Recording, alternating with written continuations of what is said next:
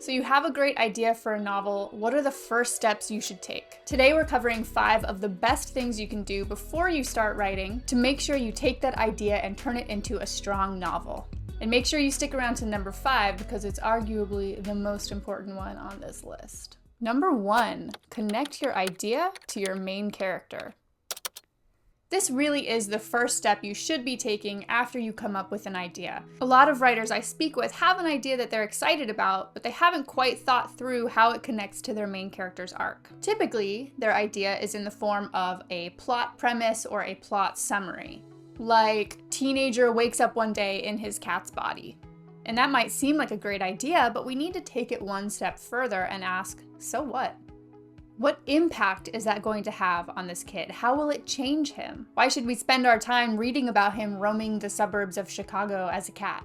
This is where your character arc becomes crucial, because the way your idea and your character interact is what creates your story.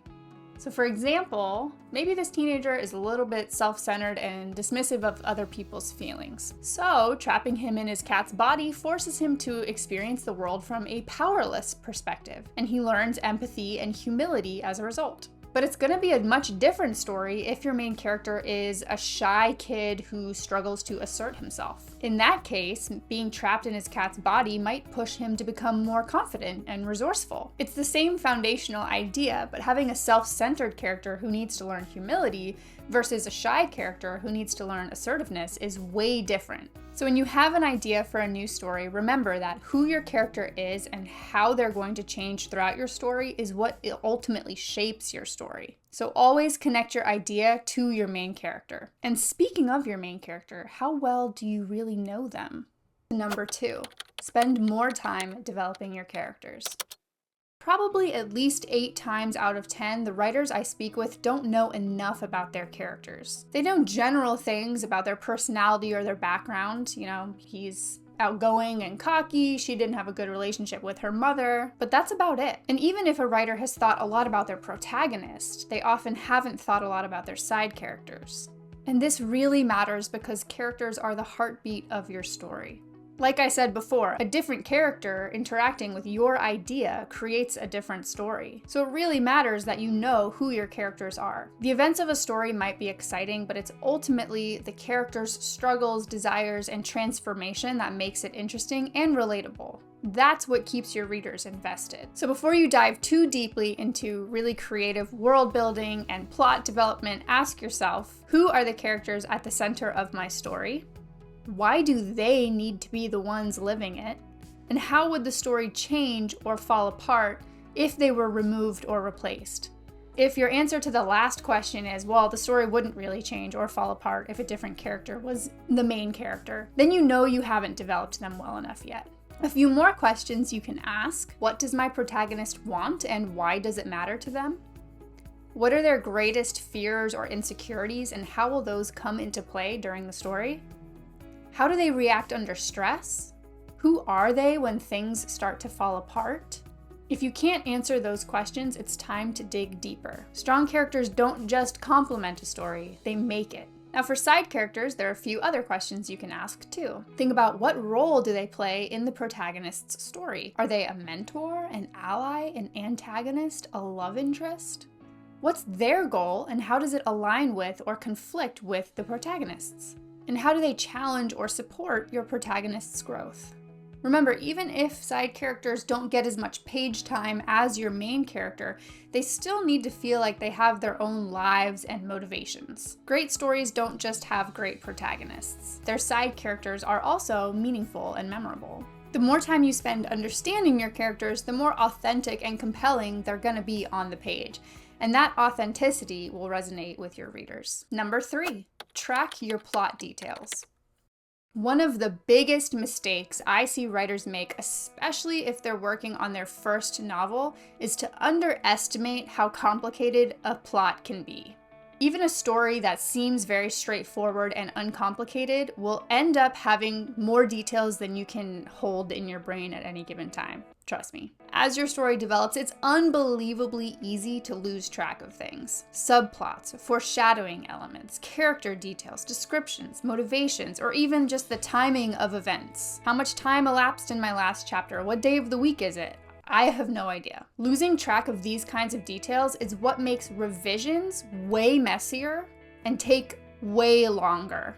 So we want to avoid this problem. And how you do that is by tracking your plot details. Now, if you want to learn how to connect your idea to your character's arc, develop your main characters, and have a system for tracking all of your details in a way that keeps them all organized, I highly suggest you join the Novel Wayfinder program. I'll leave the link for that below, but otherwise you're going to want to create some kind of system for tracking your details. All of the things that progress or change throughout your novel. The more you track, the fewer mistakes you're going to find when you revise. And you're much less likely to find a huge plot hole that you have to then go back and rewrite dozens of chapters for.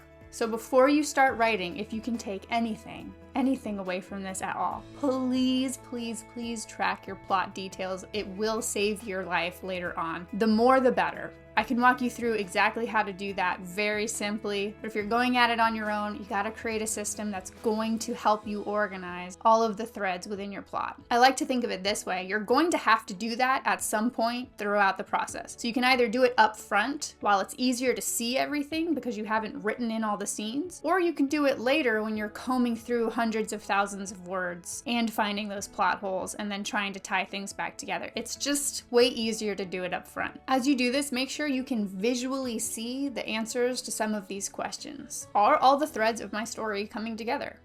Does any chapter feel unnecessary or out of place? Again, if you don't do this now, you will have to do it at some point, so please do yourself a favor and do it now before you start writing when it's easier. All right, number 4, make a plan for your writing. So you've connected your idea to your main character's arc, you've spent more time developing your characters, and you've tracked the important threads within your plot. Now you'll want to make a plan for the actual writing process. Author Bill Copeland said, "The trouble with not having a goal is that you spend your life running up and down the field and never score." I like to think of it as, without a finish line, you'll keep running forever. Or more realistically, you'll stop running because you won't have a finish line, there's no end in sight, and running is really hard. So we need to set a goal, we need to make a plan for our writing. When would you ideally like to finish your novel? So this is not the place to be idealistic, okay? We want to be realistic and we want to almost undershoot our goal. So if you're working a full-time job, you've got kids, you've got another hobby that takes up some of your time, you're probably not going to write a 90,000 word novel in 3 months. Because let's just break that down. You'd have to write 30,000 words per month, which is 1,500 words a day if you only write on the weekdays. And that could take anywhere from 45 minutes to 2 or 3 hours. Now, this is where you might go, Megan, exactly. This is my problem. I just don't have time to write. But more than likely, you do have time to write. It's just not 2 or 3 hours all chunked together every day. So let's get really practical. Let's say that you do work full-time, you do have kids, and you have at least one other hobby. Here's what your week, which consists of 168 hours, might look like, starting with work. Let's assume you work at least 40 hours Monday through Friday, and you have to commute 30 minutes a day, so we add another 5 hours to that. And then let's add another 5 in case you need to get gas, there's traffic, you're dropping your kids off, you have a longer commute, all of that. So that puts us at about 50 hours per week set aside for work. That means work will take up 30% of your week. Now let's say you're a fortunate individual and you get 8 hours of sleep per night. That's an additional 56 hours, which comes out to 33% of your week. Let's add in 17.5 hours a week for showering, eating, and other daily habits, about 2.5 hours a day every day. That's another 10.5%. Now let's give you 2 hours a day with your family and an hour a day for your other hobby, whether that's gym, socializing, church, whatever it is. That's another 21 hours per week, or 12.5%. And you know what? Let's also toss in an hour of downtime each day, just to chill and relax, like actual restful recuperation. You get an hour for that every day. So with all of this in mind, how much time do you have left for writing? The answer is 10 hours. 10 hours left for writing every single week. So if we split that over 5 days, that's 2 hours a day. So even if you work more hours than I mentioned, or spend more time with your family, less time doing this, more time doing that, what have you, you still have at least 1 hour a day where you could be writing. So why did I go to all the trouble of putting together this pie chart? It's because the reality behind I don't have time for writing is often I don't prioritize my writing. That's usually what we mean when we say we don't have time. And that's why a plan is so important.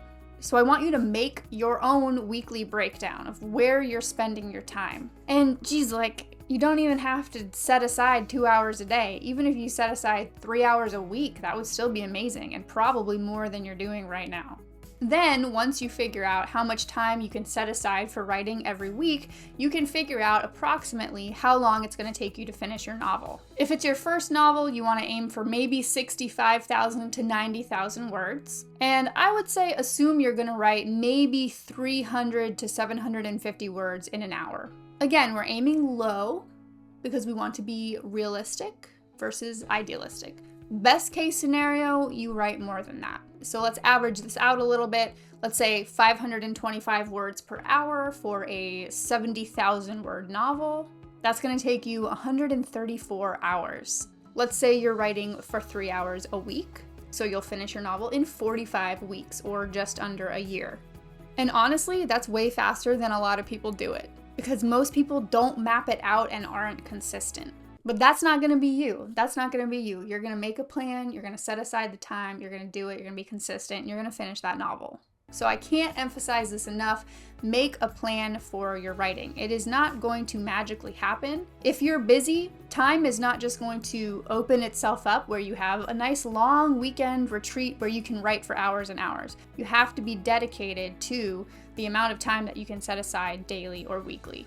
And 3 hours a week, you can do that. I know you have 3 hours a week, okay? I know you're watching more Netflix than that, all right? So last step to take before you write your novel is to avoid perfectionism. This is less of a step and more of a state of mind that's ongoing, but still, I want you to start thinking about it now before you start writing. Because once you've connected your idea to your main character, spent more time developing your characters, tracked your details, and made a plan for your writing, this is what will kill your chances of finishing your first draft. I've seen writers get through all of those steps and then it's time to start writing and that's where they get stuck because of perfectionism. And it's the worst because you've done so much, you've come so far. I don't want you to get stuck at this point. Your first draft is not about perfection. Repeat it after me. Your first draft is not about perfection. Actually, repeat this after me. No draft is about perfection. But your first draft in particular is about getting your story on the page. Now, because I'm your writing coach, I'm going to push you a little bit, and I want you to think about something that might be uncomfortable. Perfectionism is rarely actually the desire to create something perfect because you really care about it. And that can be part of it for sure. You can really care and you want it to be the best that you can make it. That's part of it. But usually, perfectionism stems from something else. And usually that thing is fear. Fear of failure, fear of criticism, wanting to avoid something hurtful in the future, and that could even be a fear of vulnerability. You don't want to show imperfection or weakness because you might be criticized for it. You could be afraid of how other people will perceive your writing and then perceive you because of that. It often stems from low self-worth. When your value is tied to accomplishments or external validation, making a perfect novel might feel like the way to validate that. It may stem from a desire to control everything you can possibly control because the actual process of finishing a novel and getting it published has so many variables that are outside of your control. So if you can do everything possible to grip your novel tightly, maybe you will get the outcome that you want. It can also fuel procrastination because the more you worry about everything being perfect, the less likely you are to look at it and see the flaws that you know are there. And it could also be part of imposter syndrome, where you worry that you're not actually skilled or deserving enough, and so you strive for perfection. One of my writers said this in a workshop once, and I thought it was great. They said, even if it's quote-unquote perfect to you, whatever that means, there will always be someone out there who doesn't feel the same way. And honestly, I thought that was perfect. So as you write your first draft, if you feel perfectionism creeping in, try to get to the root of it. Where is it stemming from? And then remind yourself of these 3 things. Number 1, a perfect draft will never exist. Nobody has ever created a perfect first draft because there's always somebody out there, even with the classics of literature. You're always going to get somebody who says, oh, I don't really like Pride and Prejudice. Oh, I don't really like To Kill a Mockingbird. It's like these are classic books that are well beloved by most, but there's always going to be someone who's like, I think this could have been done better or done differently, or it wasn't really my cup of tea. The perfect draft does not exist. And if it's never been done before, I want you to just think about why you think that you are going to be the first person to write a perfect draft. It's just not going to happen, but that gives you a lot more creative freedom. Even the greats wrote multiple drafts. You have to get comfortable with knowing that your first draft is not your final draft. Number 2, the point of the first draft is to put your story on the page. That's it. It doesn't have to be pretty. Pretty can come later. And the great thing about following these steps is that if you've tracked your plot threads, then you can know that even if your first draft isn't written in the most beautiful, flowing, lyrical prose you've ever come up with, your story itself, with all of its elements of the plot and character development, will still be there. Then, when you go back to revise, all you have to do is work on those sentences and make them prettier. But your plot, the structure, will be there. And that's going to save your life, trust me. Number 3, perfectionism kills creativity. It's like I said earlier, when you let go of the idea that you're going to create a perfect first draft, it allows you to have more creative freedom. You can't be creative if you're limiting yourself to only what is absolutely perfect. It's literally the opposite of creativity in so many ways, because in order to be creative, you have to leave room for mistakes or stupid ideas or badly worded sentences. It's kind of like saying, oh, I'm only going to run a race if I can run my best time. It's like, well, the odds of you doing that right out of the gate every single time you go to run are probably pretty low. But are you more likely to run your best time if you show up and run even on the days when it feels horrible? Yes. If you only show up on the days when you think you can run your best time, you're never going to run your best time. This is why you'll get stuck if perfectionism starts to creep in. The way to find one brilliant idea is to think up 49 crappy ones. It's just how it goes. So if you're telling yourself, the first idea I have for this scene needs to be the perfect one, or I can't move on from this chapter unless it's absolutely perfect, then you're not allowing yourself to play, and that's such a big part of creating. You're actually doing yourself a disservice because you're not allowing your creative muscles to exercise. Okay, so now you have some steps to take before you start writing your novel. Again, if you want a system and support as you go through all of these steps, join the Novel Wayfinder program. You can get started through the link below. Otherwise, if you found this video helpful, I think you might like these as well. Don't forget to help other writers find this channel by liking and subscribing, and I will see you next time. Happy writing.